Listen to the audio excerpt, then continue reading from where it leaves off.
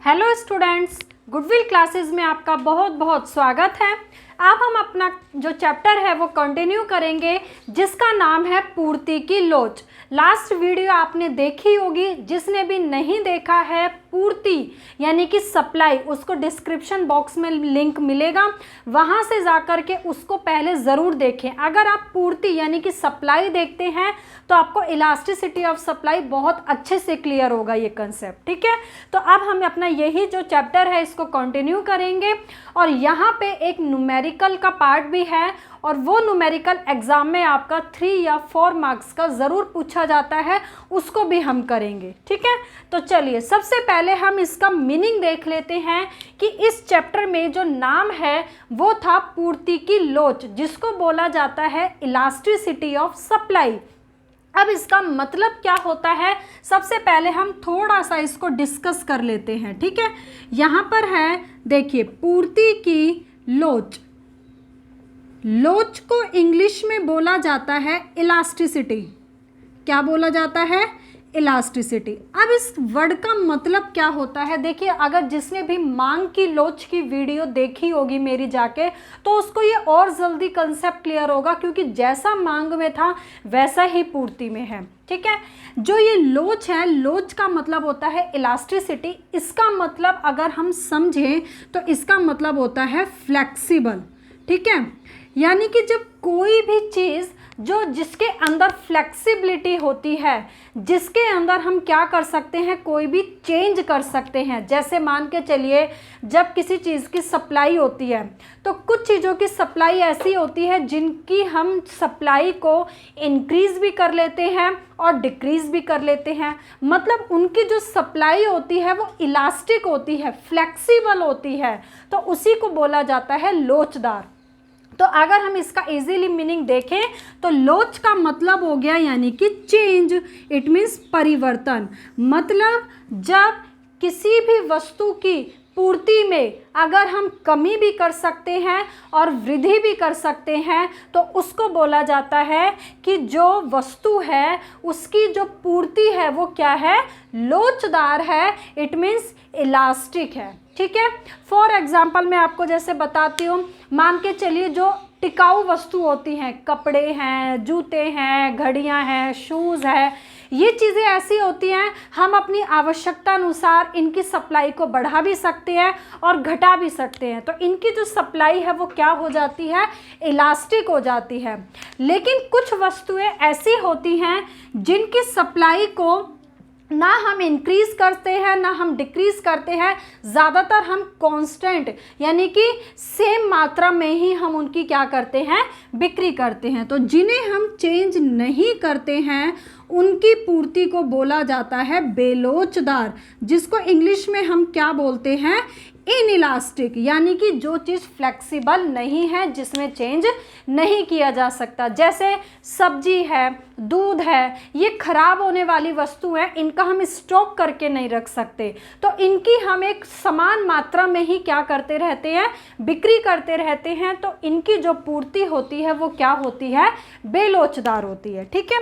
तो यहाँ पर हमने यही कंसेप्ट देखा कि पूर्ति की लोच क्या है, लोच का मतलब क्या होता है और बेलोच का मतलब क्या होता है। अब जैसे मैं आपको ये बताती हूँ, मान के चलिए एक वस्तु की कीमत 10 रुपये थी, तो एक मान के चलिए विक्रेता था, वो उस वस्तु की पेन थे या मैंगो थे, कुछ भी मान लो, वो 25 गुड्स की क्या करता था, बिक्री करता था। अब वस्तु की कीमत बढ़ गई, 10 से बढ़कर कितनी हो गई, 12। तो आप पढ़ चुके हो लॉ ऑफ सप्लाई क्या होता है कि प्राइस बढ़ता है तो सप्लाई भी बढ़ती है, तो वो बढ़कर कितनी हो गई, 30 हो गई। तो प्राइस में चेंज होने से जो उसकी सप्लाई है, सप्लाई में कितना चेंज आ रहा है, उसी को बोला जाता है पूर्ति की लोच। तो यही आप न्यूमेरिकल का भी पार्ट है, इसको हम कैलकुलेट करेंगे कि प्राइस में अगर 2 रुपये का चेंज आया है तो सप्लाई में कितना चेंज आया है या कितने % चेंज आया है, तो उसी को क्या बोला जाता है, पूर्ति की लोच बोला जाता है। अब यहाँ पर आप कंफ्यूज हो जाते होंगे कि कई बार वर्ड यूज़ करता है पूर्ति की लोच और कई बार यूज़ करता है पूर्ति की कीमत लोच।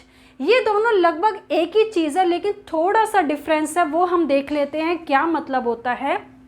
मान के चलिए जब किसी भी वस्तु की जो पूर्ति है वो चेंज हो रही है, और सिर्फ किस वजह से चेंज हो रही है, प्राइस के चेंज होने से चेंज हो रही है। जैसे अभी मैंने जस्ट आपको एग्जांपल बताया कि कीमत 10 थी, 25 गुड्स की सेल करता था विक्रेता, कीमत बढ़कर 12 रुपये हो गई, तो वो सप्लाई कर रहा है 30 क्वांटिटी की।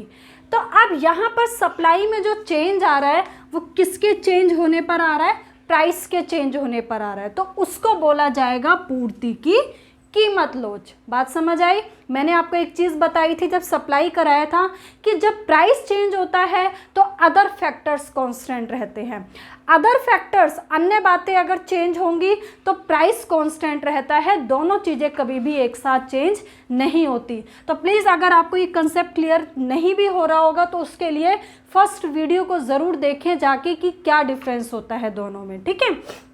तो देखिए अब यहाँ पर था पूर्ति की कीमत लोच। तो कीमत लोच इसलिए बोला है कि जब वस्तु की कीमत में जो परिवर्तन आ रहा है, कीमत में मतलब परिवर्तन मतलब कमी या वृद्धि आ रही है, होने से पूर्ति में जिस गति में परिवर्तन होता है, मतलब पूर्ति जो सप्लाई है उसमें भी कितना परिवर्तन हो रहा है, तो उसको बोला जाता है पूर्ति की कीमत लोच कहा जाता है। कंसेप्ट क्लियर हो गया होगा आपको कि कीमत लोच अगर बोलेगा तो इट मीन्स जो पूर्ति चेंज होगी वो सिर्फ किसकी वजह से चेंज होगी, कीमत की वजह से चेंज होगी, तो उसको बोला जाता है कीमत लोच बोला जाता है, ठीक है। चलिए नेक्स्ट क्वेश्चन देखते हैं। अब नेक्स्ट क्वेश्चन है आपका पूर्ति की लोच का अर्थ। देखो दोनों क्वेश्चन में मैंने आपको डिफरेंस करके बता दिया है। वो था पूर्ति की कीमत लोच और ये है आपका पूर्ति की लोच। अब यहाँ पर कीमत वर्ड हट गया है तो इट मीन्स हम ये कहेंगे कि जो सप्लाई चेंज होगी ना, जो क्वांटिटी में चेंज आएगा वो किसकी वजह से चेंज आएगा, ओनली अदर फैक्टर्स की वजह से चेंज आएगा। अदर फैक्टर्स भाई आप सभी पढ़ चुके होंगे सप्लाई वाले चैप्टर में, जैसे टेक्नोलॉजी था, उत्पादन के साधन थे, हाँ, टैक्सेशन की पॉलिसी थी, फर्मों की संख्या में परिवर्तन, ये भी हमारा अदर फैक्टर्स का पार्ट था। संबंधित वस्तु जो होती थी वो भी अदर फैक्टर्स का पार्ट था। तो ये सब अदर फैक्टर्स जो थे, जितनी भी अन्य बातें थी, उनके अंदर चेंज होने से सप्लाई में कितना चेंज होता है और जो चेंज हो रहा है वो किस डायरेक्शन की ओर होता है, मतलब सप्लाई बढ़ रही है या घट रही है, उसको बोला जाता है पूर्ति की लोच। क्या बोला है कि अन्य कारकों में जब परिवर्तन होने से, किसकी वजह से हो रहा है यहाँ पे चेंज, अन्य कारकों में परिवर्तन होने से पूर्ति में जिस गति में परिवर्तन होता है, मतलब सप्लाई में कितना चेंज हो रहा है, तो उसको क्या बोलते हैं हम, पूर्ति की लोच कहते हैं। समझ में आया आपको। तो कीमत लोच होगा तो वो सिर्फ और सिर्फ प्राइस की वजह से चेंज होगी सप्लाई। ओनली पूर्ति की लोच होगा तो जो सप्लाई चेंज होगी वो अदर फैक्टर्स की वजह से चेंज होगी, ठीक है। चलिए अब करते हैं नेक्स्ट क्वेश्चन, आपका जो एग्जाम के पर्पज से आपका इम्पॉर्टेंट क्वेश्चन रहेगा ये, ठीक है। यहाँ पे आपको बस यही बताना है कब कब पूर्ति लोचदार होती है, फ्लेक्सिबल होती है, और कब कब पूर्ति बेलोचदार होती है, इट मीन्स इनइलास्टिक होती है, ठीक है। तो क्वेश्चन है आपका पूर्ति की लोच को प्रभावित करने वाले कारक बताइए। ऐसा क्वेश्चन, यानी कि पूर्ति को प्रभावित करने वाले कारक हम पहले पढ़ चुके थे, ये है पूर्ति की लोच को प्रभावित करने वाले कारक। तो सबसे पहला पॉइंट है उत्पादन लागत में परिवर्तन, यानी कि जब हम किसी भी वस्तु का उत्पादन करते हैं तो हमारी लागत में, यानी कि कॉस्ट में क्या आता है, कई बार चेंज आता है। जैसे अगर आप जो मात्रा है यानी कि उत्पादन है, जब आप बढ़ाते हैं उत्पादन तो कई बार जो लागत है वो बढ़ जाती है, कई बार कम भी हो जाती है, कई बार कांस्टेंट भी रहती है। तो उसी का इफेक्ट हमारी सप्लाई के ऊपर पड़ता है, ठीक है। देखिए यदि वस्तु का उत्पादन बढ़ाने से उत्पादन लागत बढ़ जाती है, जैसे मान के चलिए आप पहले एक उत्पादन करते थे पेन का, तो एक पेन को बनाने में आपकी 2 रुपये कॉस्ट आती थी, ठीक है, और उस पेन को आप 3 रुपये का बेचते थे। अब आपने और जब आप कितने पेन का प्रोडक्शन कर रहे थे, 50 पेन का कर रहे थे। कितने पेन का प्रोडक्शन हो रहा था हमारा, 50 पेन का प्रोडक्शन हो रहा था। तो उस टाइम पे क्या था, कॉस्ट कितने की आती थी बनाने में, 2 रुपये की, और प्राइस मार्केट में जो बेचते थे वो 3 रुपये का बेचते थे, तो 1 रुपये का प्रॉफिट होता था। लेकिन उस प्रोड्यूसर ने क्या सोचा कि अब हम प्रोडक्शन बढ़ा लेते हैं, 50 से अब हम लगभग भाई एक दिन में 80 या 90 यूनिट का प्रोडक्शन करेंगे। तो जब वो प्रोडक्शन बढ़ाएगा तो उसको जो उत्पादन के साधन होते हैं, भूमि, श्रम, पूंजी, तो ये सब भी क्या करने पड़ेंगे, बढ़ाने पड़ेंगे। तो जब जैसे ही ये सारे रिसोर्सेज बढ़ाता है तो उसकी जो पर पेन पे आने वाली कॉस्ट है ना, अब वो 2 रुपये नहीं रहती, वो बढ़कर कितनी हो जाती है, 2.5 रुपये हो जाती है। तो लेकिन मार्केट में वो बिक रहा है अभी भी कितने का, 3 रुपये का ही। तो उसका आप प्रॉफिट क्या देख रहे हैं, कम हो गया है।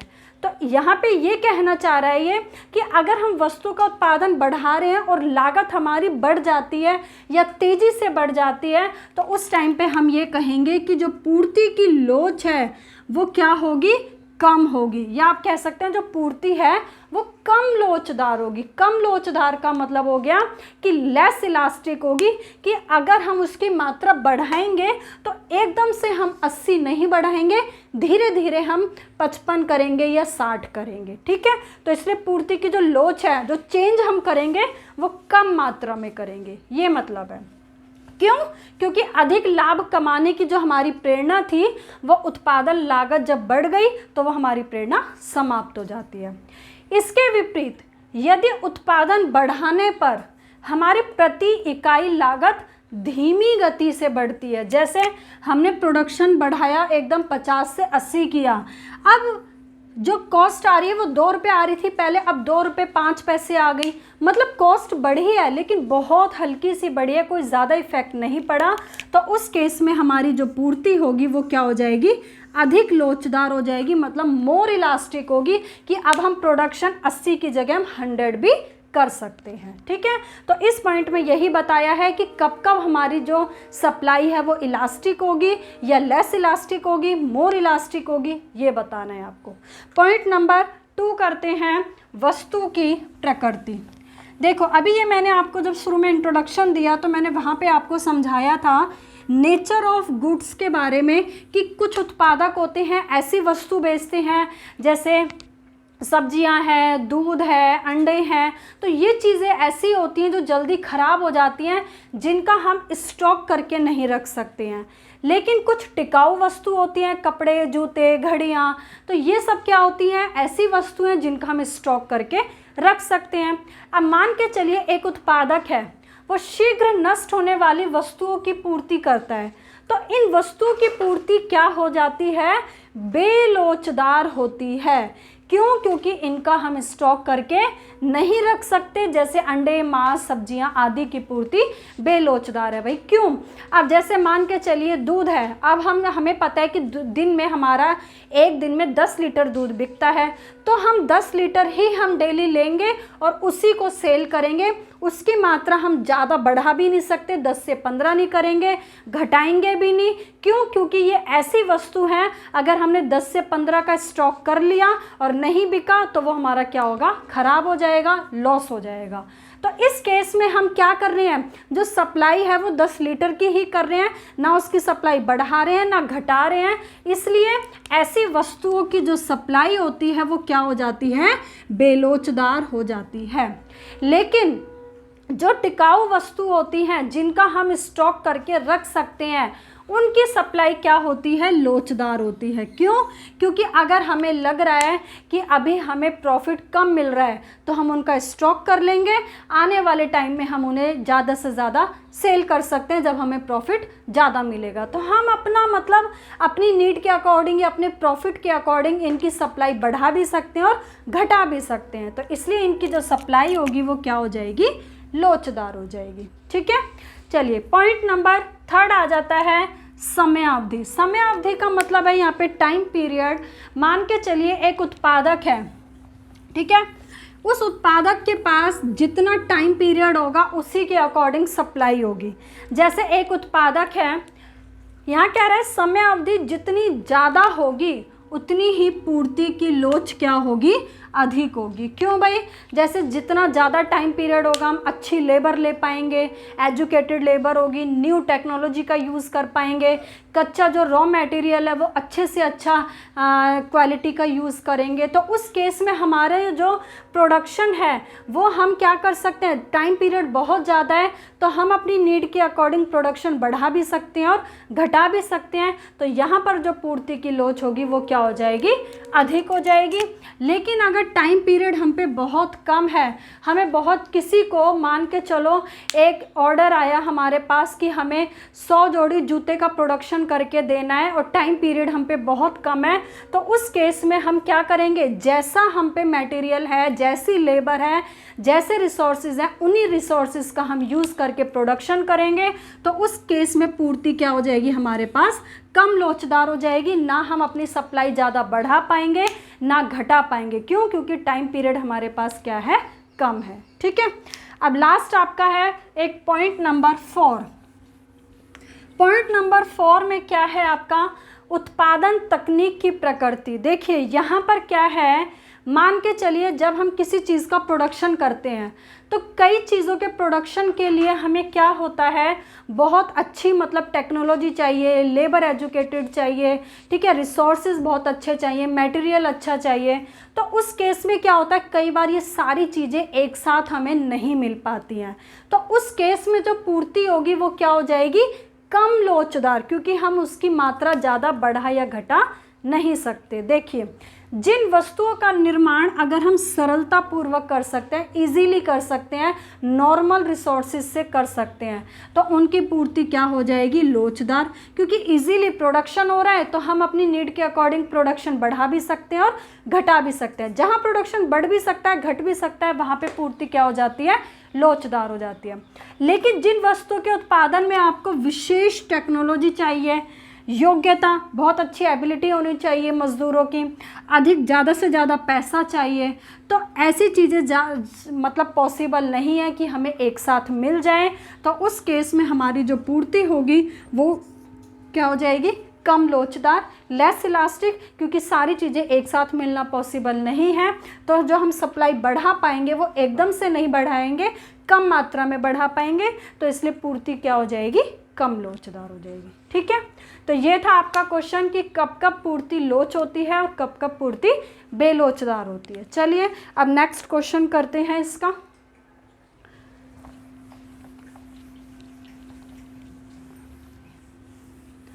नेक्स्ट क्वेश्चन आपका ये है, जो अभी आपने पढ़ा है पूर्ति की लोच या पूर्ति की कीमत लोच, उसके कुछ टाइप्स होते हैं, कुछ प्रकार होते हैं, कुछ श्रेणियां होती हैं। तो वो कितनी श्रेणियां होती हैं ये हमने मांग में भी डिस्कस किया था भाई। 5 इसके टाइप्स होते हैं। Number 1 ES। ES का मतलब क्या है, इलास्टिसिटी ऑफ सप्लाई, यानी कि पूर्ति की लोच। तो पहला होता है इक्वल 0 के होता है, दूसरा ES इक्वल होता है इन्फिनेटिव, तीसरा ES equal 1, fourth ES greater than 1 और फिफ्थ है ES लेस देन 1। तो इस तरीके से इलास्टिसिटी ऑफ सप्लाई के टोटल कितने टाइप्स होते हैं, 5 टाइप्स होते हैं। एक एक को हम डिस्कस कर लेते हैं। सबसे पहला है पूर्णतया बेलोचदार पूर्ति, या बेलोच को हम ये भी कह सकते हैं पूर्णतया लोचहीन पूर्ति। मतलब जहाँ पर इलास्टिसिटी ऑफ सप्लाई जो है वो क्या है, 0 है। 0 बोला है इसलिए हमने क्या बोला है, बेलोच। मतलब बेलोच का मतलब समझ गए होंगे कि जो सप्लाई है ना वो इंक्रीज हो रही है ना वो डिक्रीज हो रही है। जैसे हम इसको देख लेते हैं, देखिए जैसे आपने ये कर्व सीखे हुए हैं सप्लाई में, ये होता है आपका x एक्सिस, ये y 0। यहाँ पे हमेशा वस्तु की मात्रा दिखाते हैं, यहाँ पे हमेशा वस्तु की कीमत दिखाते हैं। ये प्राइस की लाइन है, कांस्टेंट हमेशा बनती है, परमानेंट बनती है। ये क्वांटिटी की लाइन है। इतना डायग्राम आप बनाते ही बनाते हैं। अब यहाँ कह रहा है पहला टाइप पूर्णतया बेलोचदार पूर्ति, यानी कि जो सप्लाई है वो पूरे तरीके से बेलोच है। बेलोच का मतलब ना कमी हो रही है ना वृद्धि हो रही है। अब आप ये देख रहे हैं कि ये जो लाइन है ये किसकी लाइन होती है, सप्लाई की, मात्रा की। तो मात्रा ना बढ़ रही है ना हम घटाएंगे, कांस्टेंट है तो भाई कांस्टेंट तो हमने ऐसे रख दिया, ठीक है, मात्रा बिल्कुल फिक्स है। लेकिन प्राइस तो अप डाउन होगा, तो प्राइस कम भी हो सकता है, प्राइस बढ़ भी सकता है। ऐसा किस केस में होता है? ऐसा किस केस में होता है भाई? आपके माइंड में आंसर आ जाना चाहिए। ऐसा होता है किस केस में? जो हमारी कैसी वस्तु होती हैं, जो खराब होने वाली, शीघ्र नष्ट होने वाली वस्तु होती है। अभी हमने पढ़ा था शीघ्र नष्ट होने वाली वस्तुओं में क्या करते हैं हम, उनकी सप्लाई को कांस्टेंट रखते हैं। मार्केट में दूध है, उसके प्राइस घट जाएंगे जब भी हम उतना ही बेच रहे हैं, बढ़ जाएंगे जब भी हम उतना ही बेच रहे हैं, क्योंकि हमें पता है कि एक दिन में हमारा कितना लीटर दूध सेल होता है। तो यहाँ पर ये जो डायग्राम है हमने किसका बनाया? पूर्णतया बेलोचदार पूर्ति। तो देखो, जब कीमत में कमी या वृद्धि होने से, कीमत में कमी भी हो रही है, वृद्धि भी हो रही है, लेकिन पूर्ति में अगर कोई परिवर्तन नहीं होता तो उसको बोलते हैं पूर्णतया बेलोचदार पूर्ति। ठीक है, अब आप इसका डायग्राम देख सकते हैं यहाँ पे कैसे बना हुआ है। अच्छे से अपनी कॉपी में ड्रॉ कर लेना इस डायग्राम्स को, क्योंकि डायग्राम्स के सबसे ज़्यादा मार्क्स होते हैं। ठीक है, ये आप देख सकते हैं डायग्राम। अब आ जाते हैं पॉइंट नंबर 2 पर। पॉइंट नंबर 2 है हमारा पूर्णतया लोचदार पूर्ति। भाई, अब पूर्णतया लोचदार पूर्ति, या इसको हम बोलेंगे अनंत लोचदार पूर्ति, जिसको बोला गया है ES, इलास्टिसिटी ऑफ सप्लाई बराबर इनफाइनाइट। ठीक है, यानी कि यहाँ पर जो पूर्ति है उसका कोई अंत नहीं है, कितनी भी हम बढ़ा सकते हैं, कितनी भी हम घटा सकते हैं। तो देखो, अब इसका जो डायग्राम होगा भाई वो किस तरीके से बन जाएगा आपका। जैसे अभी हमने सीखा, ये परमानेंट लाइन है, ये तो आपको बनानी ही बनानी है, X Y 0 P Q। ठीक है, अब यहाँ पर क्या है कि जो पूर्ति है वो क्या है, पूरे तरीके से क्या है, लोचदार है। मतलब ये पूर्ति की लाइन है मात्रा की, इसमें कमी भी हो सकती है और इसमें वृद्धि भी हो सकती है, कोई अंत नहीं है, Q1 Q2। लेकिन यहाँ पर इस केस में ध्यान रहे कि जो कीमत है वो क्या रहेगी, स्थिर रहेगी। ठीक है, तो उसको हम क्या बोलेंगे, पूर्णतया लोचदार। अब ऐसा किस केस में होगा? ऐसा होगा जो कैसी वस्तु होती है, टिकाऊ वस्तु होती है। अभी आपने पढ़ा था कपड़े, जूते, घड़ियाँ, AC, कूलर, है ना, ये सब टिकाऊ वस्तु होती है। प्राइस कांस्टेंट है, प्राइस कांस्टेंट होने पे अगर हमें लग रहा है हमें ज़्यादा सेल करनी है तो ज़्यादा कर सकते हैं, कम करनी है तो जिसको कम प्रॉफिट हो रहा है तो वो कम करेगा। तो यहाँ पर जब किसी वस्तु की कीमत में कोई परिवर्तन नहीं होता, लेकिन वस्तु की जो पूर्ति है वो बहुत अधिक बढ़ भी जाती है या कम भी हो जाती है, तो उसको हम क्या बोलेंगे, पूर्णतया लोचदार पूर्ति बोलेंगे। ठीक है, तो आपके 2 टाइप्स कंप्लीट हो गए हैं। अब आप इसका डायग्राम देख सकते हैं यहाँ पर, इस तरीके से आपको ये कंप्लीट यहाँ पे डायग्राम बनाना है। ठीक है, चलिए अब आ जाते हैं इसके पॉइंट नंबर 3 पर। पॉइंट नंबर 3 में क्या कह रहा है, इकाई से कम लोचदार पूर्ति। देखो, इस पॉइंट को ध्यान से समझना, इकाई से कम लोचदार। अब आप यहाँ पे देख रहे हैं कम है, कौन, लोचदार पूर्ति का मतलब इलास्टिसिटी ऑफ सप्लाई, मतलब इलास्टिसिटी ऑफ सप्लाई लेस है, छोटी है, किससे, इकाई से। इकाई का मतलब यहाँ पे 1 है। अब ध्यान से समझना, यहाँ पर आपको जो इकाई है ना, इकाई का मतलब यहाँ पे आपको प्राइस मान के चलना है। क्या मान के चलना है, प्राइस मान के चलना है। तो अब कहने का मतलब यहाँ पे ये है कि जो इलास्टिसिटी ऑफ सप्लाई में जो चेंज आएगा वो प्राइस के कंपैरिजन में कम चेंज आएगा। मतलब अगर हम ये कहें कि 10% प्राइस कम बढ़ता है तो सप्लाई भी 10% बढ़ती है, तो वो तो इक्वल चेंज हो गया। बात कर रहा है यहाँ पे कि इलास्टिसिटी ऑफ सप्लाई में प्राइस के कंपैरिजन में कम चेंज आएगा। तो अगर हम ये कहें कि प्राइस किसी वस्तु का 10 था और 20 मात्रा वो उसकी बेचता था, अब प्राइस बढ़कर कितना हो गया, 10 से 15 हो गया, या आप कह सकते हैं प्राइस पूरा बढ़ गया, 10 से डबल हो गया, 10 से 20 हो गया। तो आप ये कहेंगे जब प्राइस डबल हो गया तो सप्लाई भी डबल होनी चाहिए, 40। नहीं, ये डबल नहीं होगी, ये लगभग 30 बढ़ जाएगी या 35 तक बढ़ जाएगी। मतलब प्राइस में जितना चेंज होगा उसके कंपैरिजन में सप्लाई में चेंज कम होगा, तो उसको हम बोलते हैं इलास्टिसिटी जो है वो कम है किससे? प्राइस से। तो देखो, जब कीमत में होने वाले प्रतिशत परिवर्तन की तुलना में जो पूर्ति में प्रतिशत परिवर्तन है वो क्या हो रहा है? कम हो रहा है, तो उसको हम क्या बोलेंगे? इकाई से कम लोचदार पूर्ति कहते हैं। ठीक है, अब इसका देखो डायग्राम कैसे बनाएंगे वो देख लेते हैं। इसका डायग्राम में देखो, ये मैंने आपको बता रखा है, ये परमानेंट लाइन है P एंड Q, ये आपको बनाना ही बनाना है ना। अब यहाँ पे बोला था जितना प्राइस में चेंज है उसके कंपैरिजन में सप्लाई में चेंज कम है। तो आप प्राइस का जो डिफरेंस देख रहे हैं वो देख रहे हैं कितना है? यहाँ P था P1, मतलब ये गैप देख रहे हैं इतना है, और हमें ये पता है कि प्राइस बढ़ता है तो इधर सप्लाई भी बढ़ती है। तो प्राइस देखो इतना बढ़ गया लेकिन सप्लाई बढ़ी है, बट इसके कंपैरिजन में हमने कम बढ़ाई है। तो हमारा प्राइस बढ़ गया, इधर सप्लाई बढ़ गई। ये जो दोनों पॉइंट्स को मिला के लाइन आई है, ये क्या आ गया? इकाई से कम लोचदार पूर्ति, यानी कि ES <1 आ गया। ठीक है, समझ में आ गया? तो यहाँ पर बस आपको यही ध्यान रखना था कि प्राइस के कंपैरिजन में जो सप्लाई का चेंज है वो क्या है? कम है, तो उसको बोलेंगे इकाई से कम लोचदार पूर्ति। पॉइंट नंबर 4 करते हैं, जो इसका अपोजिट है इकाई से अधिक लोचदार पूर्ति। अधिक का मतलब यहाँ पे प्राइस है। ठीक है, प्राइस, इकाई का मतलब यहाँ पे क्या है? प्राइस है।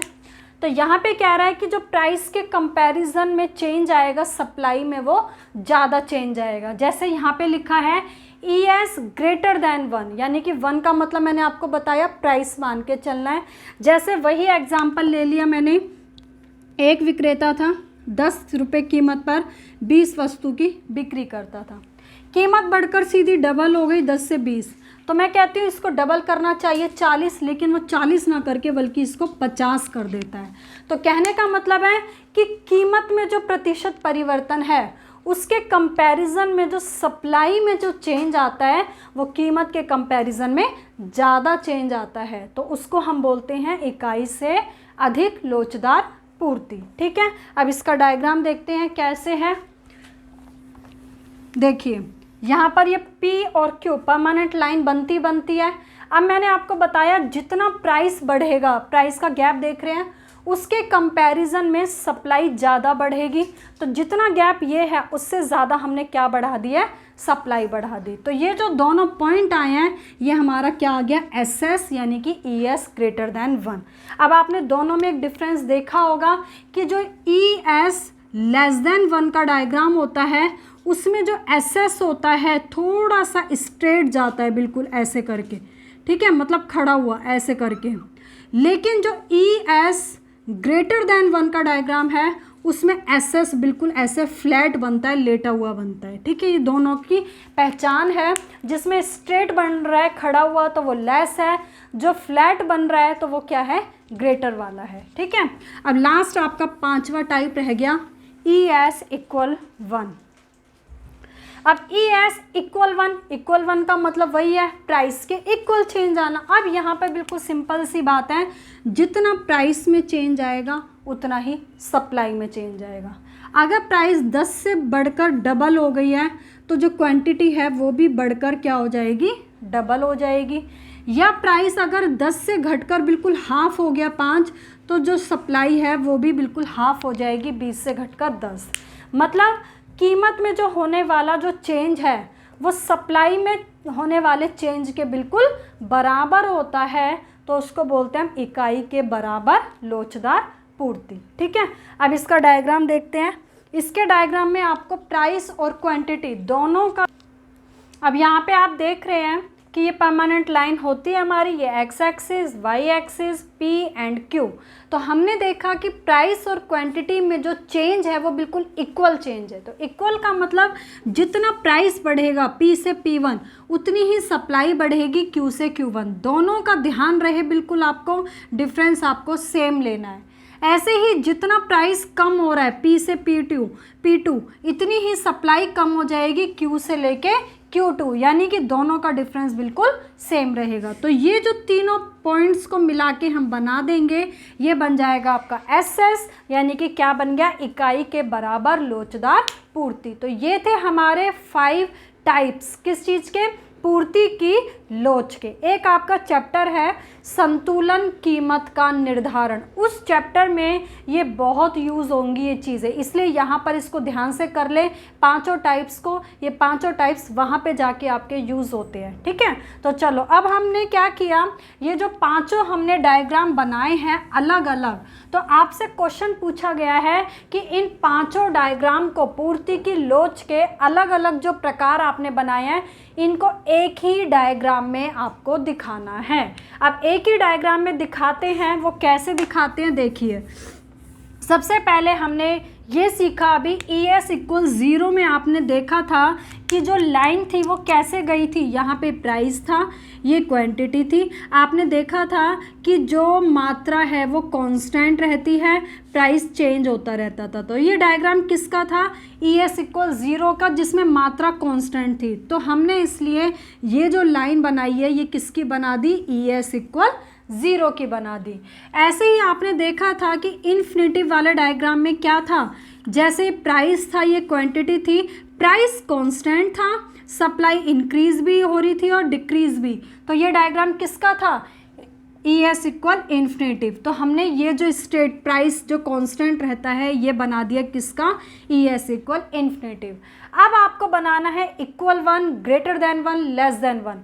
बिल्कुल अगर बीच में जाता है तो वो क्या दिखाता है, =1 को। जैसे अभी आप डायग्राम में देख भी रहे होंगे, जो SS है ना वो बिल्कुल यहाँ पे 0 ओरिजिन पॉइंट से ही होता हुआ जाता है स्ट्रेट, तो वो क्या होता है, ES = 1।